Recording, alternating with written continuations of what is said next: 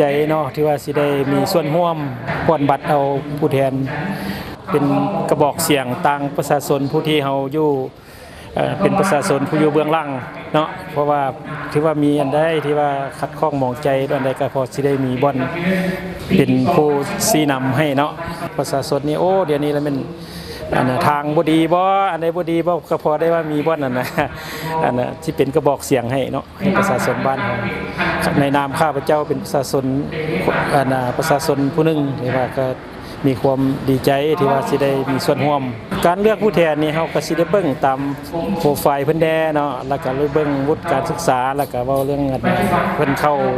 ลงเลิกหาประชาชนเนาะผู้เพิ่นที่ว่าที่ว่าผู้ถือต้นถือตัวเพิ่นนะที่ว่า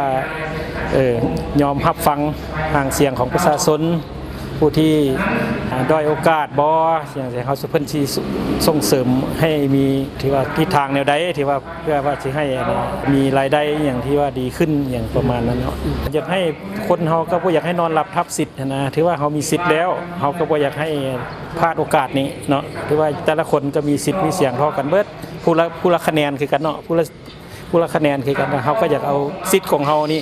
เพื่อให้ไปเลือกผู้แทนของเฮานี่ที่ว่าให้ได้ผลงานที่ดีออกมานะเนาะ